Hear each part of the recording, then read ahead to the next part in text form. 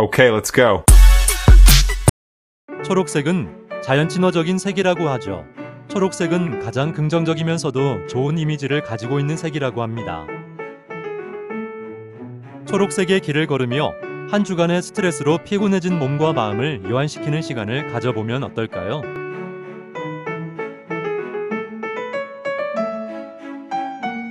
구리시에 있는 동구릉 숲길이 바로 초록색의 향연이 펼쳐지는 곳입니다.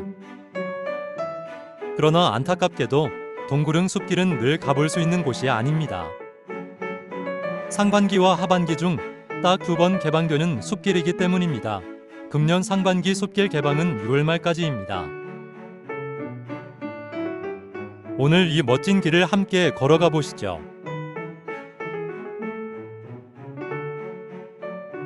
구독 부탁드려도 될까요?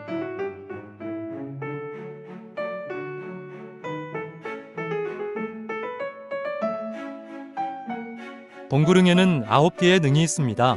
조선 왕조 42개의 능의 20%가 여기에 모셔져 있는 셈입니다. 동구릉을 차량으로 이동하는 경우 주차하기가 쉽지 않습니다. 혹시 주차장이 만차일 경우 맞은편에서 공간을 찾으세요. 동구릉 숲길은 휘릉과 원릉 사이 숲길 1.4km, 경릉과 자연학습장 가는 길 왕복 2.6km입니다.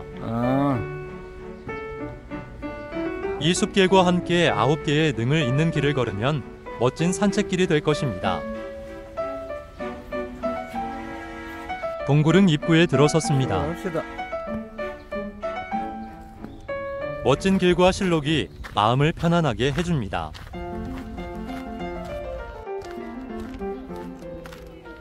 동구릉은 구리시 인창동 고맘산 자락에 자리 잡고 있으며 9개의 능에 17위에 달하는 조선의 왕과 왕비 유택이 있는 가족류로 총 면적이 191만 6천 제곱미터나 된다고 하네요.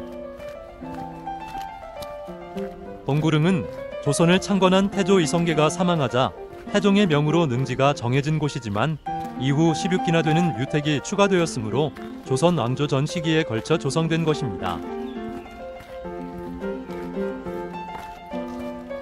자리에 대해서는 태조가 생전에 무학대사에게 자신과 후손이 함께 묻힐 장소를 택하게 했다는 설도 있지만 사료에는 9개의 능 각각 길지를 물색하다가 이곳에 정착했다고 적혀 있다네요.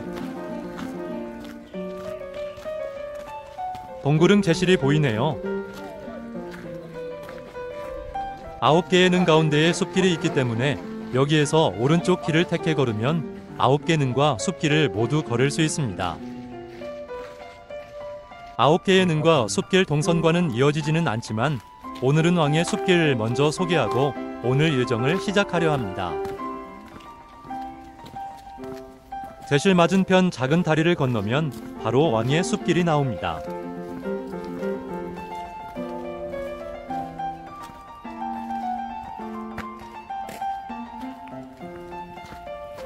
왕을 숲길로 바로 가로질러서 우리는 안 가봤는데.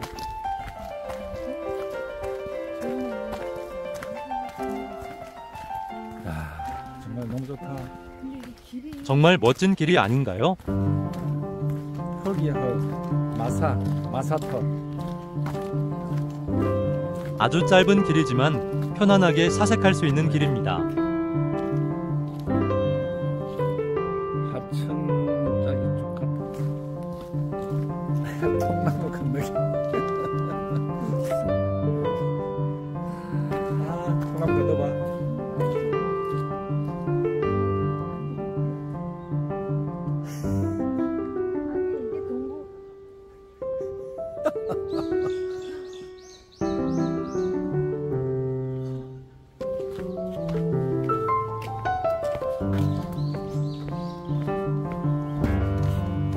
네모교실. 여기 또 네모교실.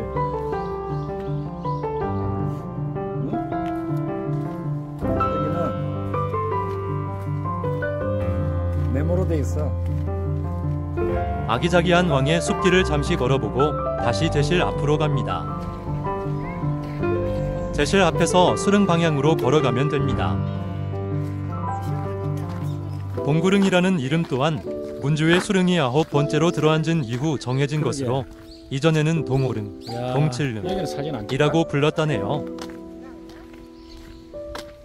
수릉에 도착했습니다. 또 보고. 그래. 수릉은 추존 문조와 신정왕후의 능입니다. 문조는 14대 순조의 아들로 왕세자로서 순조를 대신해 정사를 보며 세도 정치 견제를 위해 다양한 인물을 등용하였습니다. 22세의 나이로 세상을 떠났습니다. 아들 헌종이 즉위한 후 익종으로 추존, 대한제국 선포 후 1899년 황제로 추존되어 묘호를 문조로 바꾸었습니다. 현릉 방향으로 계속 걸어갑니다.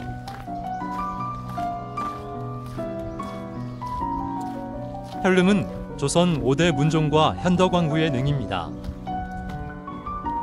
현덕왕후는 문종이 왕위에 오르기 전 세상을 떠나 경기도 안산에 무덤이 조성되었고 문종 즉위 후 능으로 높여졌다네요. 세조 때는 현덕왕후가 폐위되어 다른 곳으로 옮겨졌으나 종종 때 다시 왕후로 복위되어 문종능 동쪽으로 옮겨왔습니다. 이제 목능 방향으로 걸어갑니다. 저기는 들어갑니다. 소나무 길이 참 멋지네요.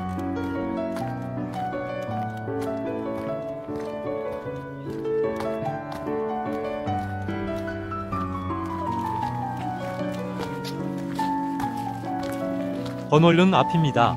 안쪽에 위치한 목능을 먼저 다녀오겠습니다. 여기로 올 건데.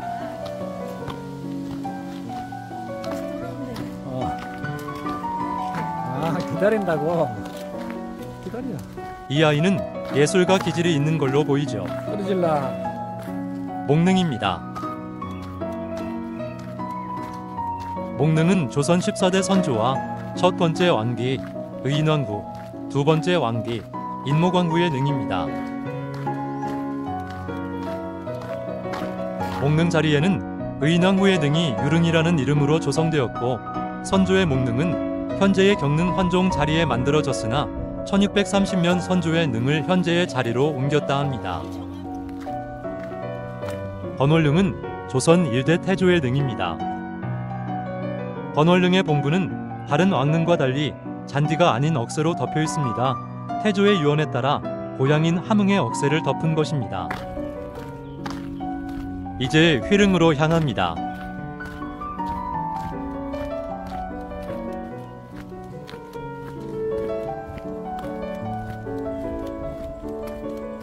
휘릉에 도착했습니다. 휘릉은 조선 16대 인조의 두 번째 왕비 장렬왕후의 능입니다. 조선 16대 인조와 첫 번째 왕비 인여왕후 한씨의 능은 파주장능입니다.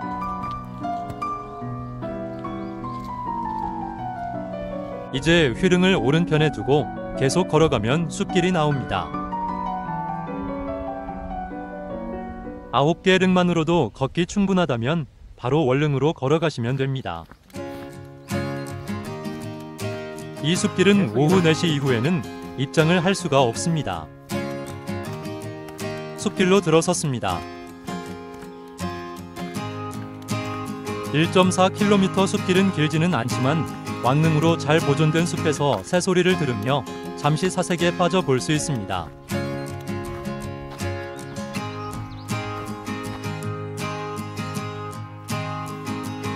초록이 짙은 숲은 마음을 편안하게 해주죠. 여자수 메터를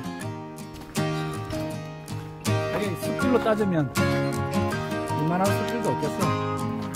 약간 가파른 구간도 있지만 큰 무리는 되지 않습니다. 헤매는구만. 이제 언덕은 다 올라왔잖아. 언덕 구간을 오르면 이제 내리막길만 남았습니다.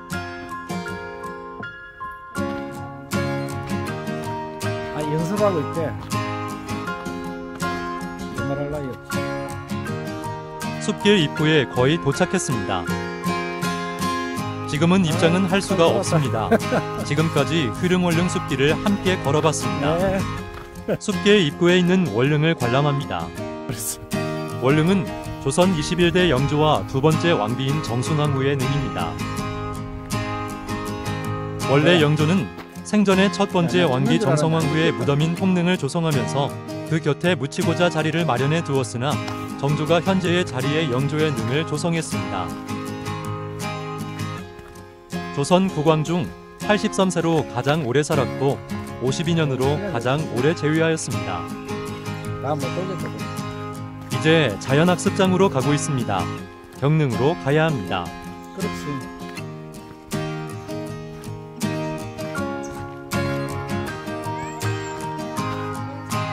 경릉에 도착했습니다.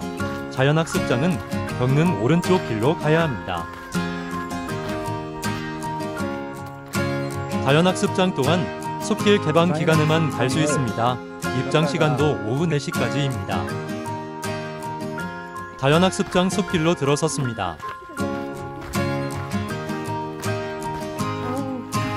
동구릉의 자연학습장은 평소에는 개방하지 않기 때문에 마치 비밀의 정원과도 같은 곳입니다. 특별 개방 기간에 편안한 휴식의 공간이 됩니다.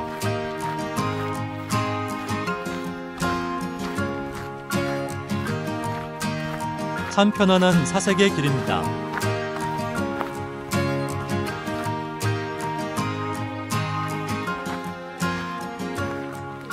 나무가 우거져 숲길이 어둡게 보이죠.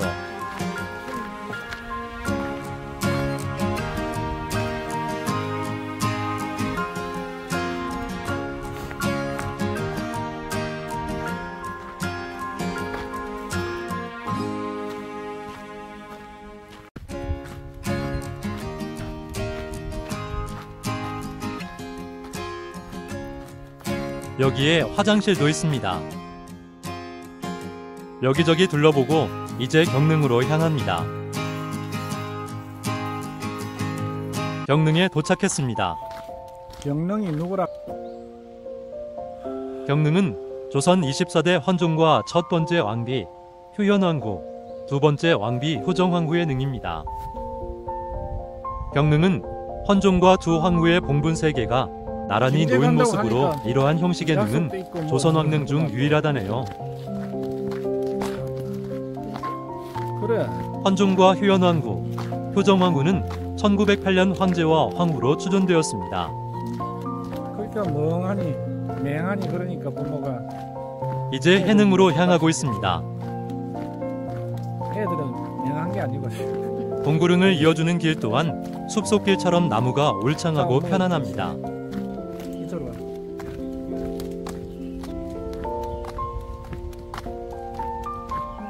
알지.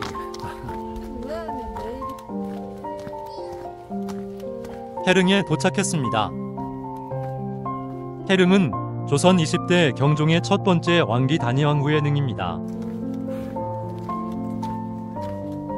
이제 마지막 능인 숭릉으로 향합니다. 그러니까 우리 숲길하고 지금 왕릉까지 돌아보. 숭릉은 조선 18대 현종과 명성왕후의 능입니다. 현종은 효종의 아들로 조선 왕 중 유일하게 외국인 청나라 심양에서 태어났습니다.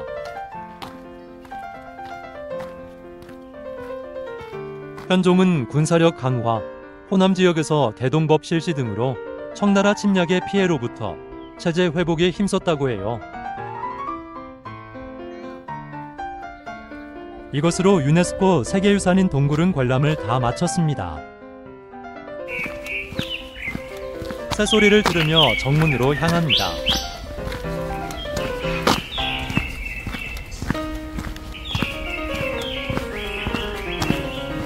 연지 앞에서 잠시 머물며 새들을 감상해봅니다.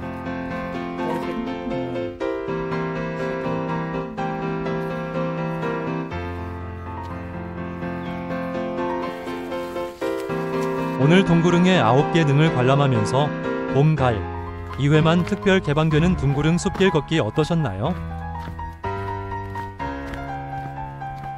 봄철 동구릉 숲길 개방이 6월 말로 끝이 난다네요.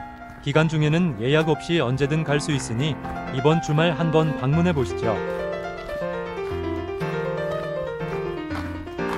구독과 시청 감사드립니다. 행운과 행복이 늘 함께 하시길 바랄게요.